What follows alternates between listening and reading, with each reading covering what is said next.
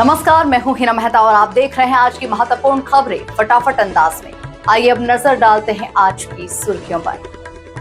बंगाल में टीएमसी को बड़ा झटका, 21 सांसदों की बगावत। पश्चिम बंगाल की राजनीति में बड़ा उलटफेर देखने को मिल रहा है। विधायकों के बाद अब तृणमूल कांग्रेस के सांसद भी ममता बनर्जी का साथ छोड़ने की तैयारी में दिखाई दे रहे हैं। सोमवार को 21 सांसदों ने बीजेपी के बंगाल प्रभारी भूपेंद्र यादव से मुलाकात की। बैठक में हाल ही में राज्यसभा से इस्तीफा देने वाले शुभेंदु शेखर रे और नेता प्रतिपक्ष शुभेंदु अधिकारी भी मौजूद रहे। इससे पहले 58 विधायक अलग गुट बना चुके हैं। अगर सांसदों का ये असंतोष आगे बढ़ता है तो टीएमसी की संसदीय ताकत पर बड़ा असर पड़ सकता है। फिलहाल बंगाल की राजनीति में सियासी भूचाल के संकेत साफ नजर आ रहे हैं। नेपाल भागने की फिराक में था टीएमसी नेता, बॉर्डर से गिरफ्तार। पश्चिम बंगाल पुलिस की स्पेशल टास्क फोर्स ने टीएमसी नेता जहांगीर खान को नेपाल बॉर्डर के पास से गिरफ्तार कर लिया है। उन पर अवैध वसूली समेत कई गंभीर आरोप दर्ज हैं और उनके खिलाफ 7 एफआईआर दर्ज है। पुलिस के मुताबिक वो देश छोड़कर भागने की कोशिश में था। जहांगीर 2026 विधानसभा चुनाव में फाल्ता सीट से उम्मीदवार भी रहे थे। चुनावी विवादों और कई आरोपों के बाद उनकी मुश्किलें लगातार बढ़ रही थी। अब गिरफ्तारी के बाद पुलिस उनसे पूछताछ करेगी और कई मामलों में नए खुलासे होने की संभावना है। मणिपुर में महिलाओं और असम राइफल्स के बीच में टकराव। मणिपुर के रुखुल क्षेत्र में असम राइफल्स और स्थानीय तंगखुल नगा महिलाओं के बीच में बड़ा टकराव देखने को मिला। सैकड़ों महिलाएं जवानों के सामने खड़ी हो गई और उन्हें आगे बढ़ने से रोकने लगी। स्थानीय लोगों का आरोप है कि जवानों ने हवाई फायरिंग और लाठीचार्ज किया, जबकि असम राइफल्स का दावा है कि कुछ प्रदर्शनकारियों ने उन पर पेट्रोल डालने की कोशिश की। झड़प में 22 महिलाएं घायल हुई है। ये विवाद जमीन और सुरक्षा बलों की कार्रवाई को लेकर है। फिलहाल इलाके में तनाव बना हुआ है और दोनों पक्षों के दावे अलग अलग हैं।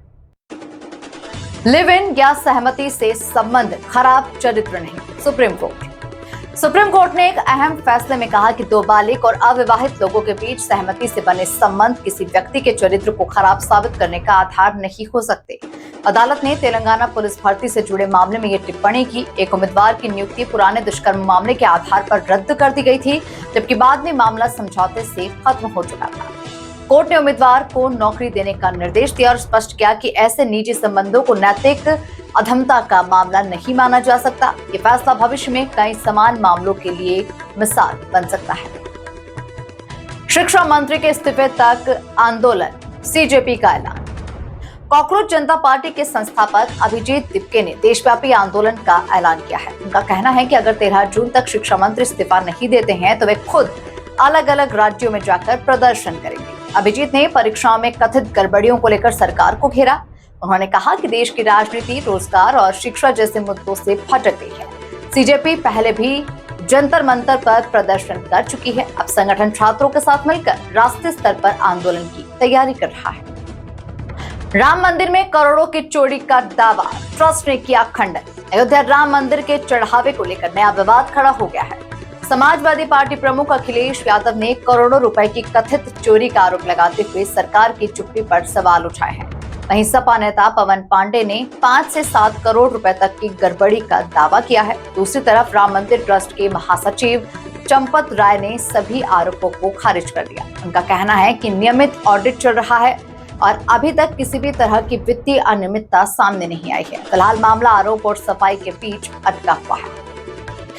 कथावाचक पर रेप का आरोप, एफआईआर दर्ज। अयोध्या के कथावाचक पवन देव महाराज के खिलाफ दुष्कर्म का मामला दर्ज किया गया। बिहार की एक महिला ने आरोप लगाया है कि कथावाचक उसे राम मंदिर प्रदर्शन के बहाने अयोध्या लाए और उसके साथ दुष्कर्म किया। महिला का ये भी आरोप है कि बाद में फर्जी शादी कर उसे अपने साथ रखा गया और उसके करीब 10 लाख रुपए के गहने भी हड़प दिए गए। विरोध करने पर मारपीट और धमकी देने की बात भी कही गई है। पुलिस ने शिकायत के आधार पर मुकदमा दर्ज कर जांच शुरू कर दी है। अब आगे की कार्रवाई जांच रिपोर्ट पर निर्भर करेगी। बेटे के धर्मांतरण और निकाह पर पिता का आरोप। उत्तर प्रदेश के शामली में एक कारोबारी ने आरोप लगाया है कि उनके बेटे को एक जिम ट्रेनर ने प्रेम जाल में फंसाकर धर्मांतरण कराया और फिर निकाह कर लिया। पिता का दावा है कि उनके इकलौते बेटे की करोड़ों रुपए की संपत्ति को निशाना बनाकर ये सब कुछ किया गया।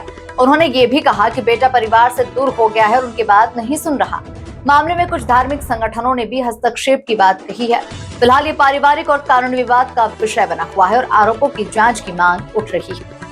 अभिनेता सलीम कुमार को अंतिम विदाई, बेटे ने मीडिया से की अपील। राष्ट्रीय पुरस्कार विजेता मलयालम अभिनेता सलीम कुमार को रविवार को पूरे राजकीय सम्मान के साथ अंतिम विदाई दी गई। अंतिम संस्कार के दौरान बड़ी संख्या में मीडिया कर्मी और फोटोग्राफर मौजूद थे। इस दौरान उनके बड़े बेटे चंदू ने नाराजगी जताते हुए मीडिया से पीछे हटने और परिवार को शांति से अंतिम विदाई देने का अनुरोध किया। सलीम कुमार का निधन कार्डियक अरेस्ट के कारण हुआ था।